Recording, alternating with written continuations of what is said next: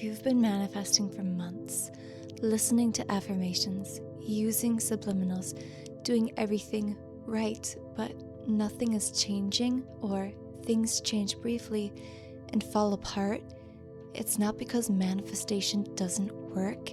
It's because your identity hasn't caught up to your desire. Today, I'm going to explain to you exactly how identity blocks manifestation, why this happens at a subconscious and nervous system level, and most importantly, how to fix it in a way that actually works. Most people think identity is what I believe about myself, but that's far from the truth. Identity is much deeper than beliefs. Your identity is actually your brain's model of who you are, what feels normal, what feels safe, and what outcomes feel allowed, what you subconsciously expect to happen to you. From a neuroscience perspective, when your brain is constantly asking, based on who I believe I am, what should I expect from reality? So manifestation doesn't happen because you want something. It happens because your subconscious mind expects it to happen. So this is why two people could listen to the same subliminals, same affirmations, apply the two techniques and tools to manifest their desires, and only one person will get their results. Here's something that most manifestation content leaves out. Your subconscious mind does not prioritize desire. It prioritizes safety and consistency. Psychological research shows that behavior is more driven by identity than by goals or motivation.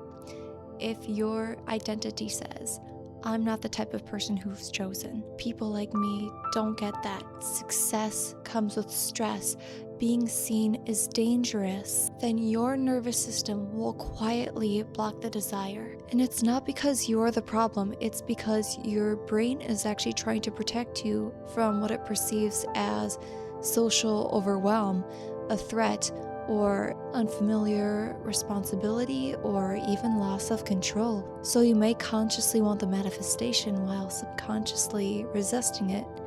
That inner mismatch is what stalls your results. Now, this is incredibly important, especially if you use affirmations or subliminals.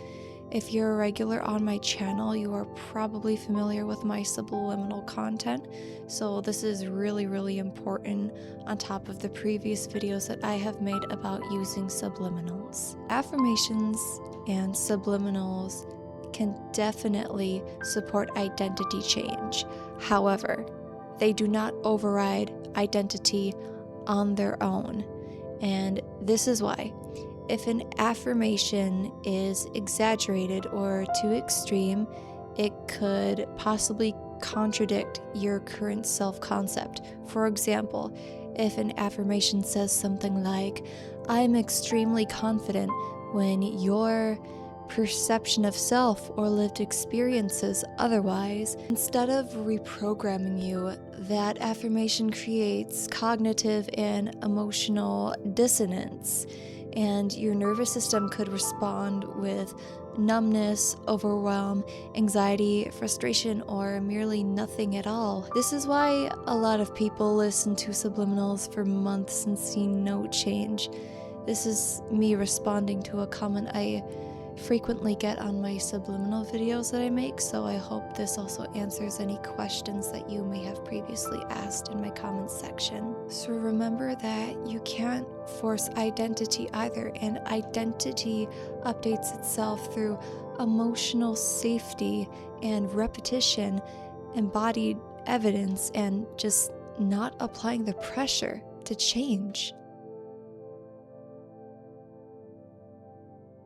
Here's the core truth of why manifestation gets blocked. You cannot manifest an identity that your body does not feel safe embodying. Many people actually associate success, love, or abundance with pressure, loss, abandonment, responsibility, being judged. So when manifestation starts working, your body could pull back in ways such as procrastination, self-sabotage, loss of motivation, and randomly facing obstacles and suddenly not wanting the same thing anymore.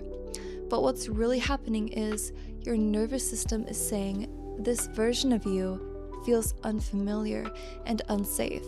Until safety is established, your identity cannot shift, and without identity, manifestation cannot change.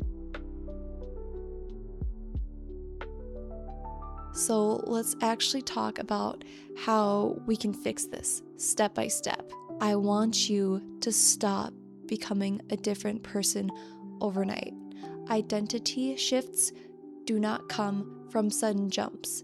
They come from connecting bridges. Instead of using extreme affirmations such as, I am wildly confident and unstoppable, use affirmations that encode safety, affirmations of safety, and ensuring that your subconscious mind is safe during the intake of these affirmations. So, for example, instead of saying you're wildly confident and unstoppable, you could use something more gentle and something that your mind might be more receptive to, such as, I am becoming somebody who feels safer expressing myself day by day. So the takeaway from this is basically believability. It's a lot more important than intensity. Bonus here, I think something wonderful that you can do to start embodying your ideal identity in order to manifest your biggest dreams, goals, and desires is to create an alter ego. I plan on making a separate video about this, but I'll scratch the surface for now. This is something that I personally did in my self-development journey and how I shifted my identity to manifest the life of my dreams. What you're going to want to do is you're going to create like an ideal version of yourself. Like I said, alter ego. It could have a different name, a certain persona, certain characteristics, a certain appearance, and I want you to romanticize embodying that alter ego. For example, maybe your alter ego is a singer or a dancer on top of being an entrepreneur. Well, I want you to enjoy that embodiment towards becoming your alter ego or ideal self. It's really fun and it's really easy to encode that as a safe way of transforming to your subconscious mind. It's a wonderful way to have fun along the identity shift because I know you can really feel discouraged along the path to self-transformation and manifestation, so this is definitely something to try out. The next thing you'll want to do is pair your desired identity with safety, which I just previously insinuated. And this is a step almost no one teaches, I feel like, because when you visualize, affirm, or listen to subliminals, your body should feel calm, neutral, or grounded. So, not tense, not desperate, not forced. Safety is what allows the subconscious to update.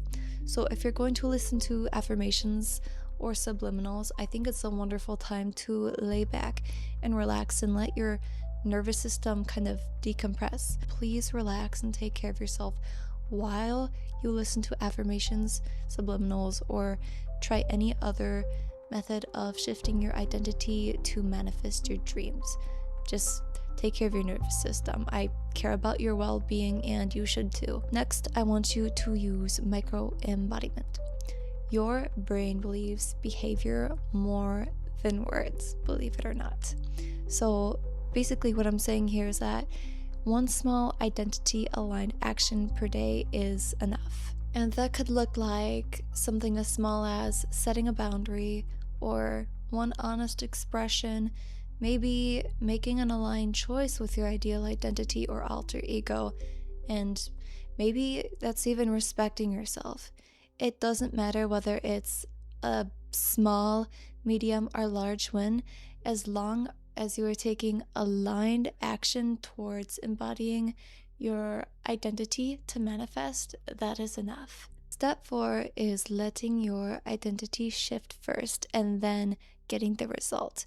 Basically, when identity shifts, effort decreases towards embodying that identity, effort decreases towards trying to manifest your goals and dreams that are aligned with that identity, resistance fades, and it just feels natural instead of urgent. People who succeed always say the same thing. It stopped feeling like something I was trying to get, and it just started feeling like me. And that's when you really know when reality responds. Everything just feels like it's working out for a reason. Finally, let's reframe manifestation. I want to say that it's not about forcing reality to change. I think it's about becoming internally congruent with the reality that you want to experience. Like, you don't manifest what you want. You manifest what your identity is prepared to hold, what your subconscious expects of you to do next, what it's predicting you to do based on your experiences and your perception of self. When your identity changes, your behavior changes, your expectations change, your choices change, opportunities align naturally to you, and most importantly, your reality follows along. This channel is all about permanent transformation, not temporary motivation. So if you want to keep learning how to shift your identity, regulate your nervous system, and manifest in a way that actually shifts, subscribe. Thank you guys so much for tuning into today's video. I'm so incredibly grateful that I could sit down and have this conversation with you guys. And Happy New Year, since 2026 is coming up super soon. I'm incredibly blessed to be here with you guys. So until next time, I'll see you.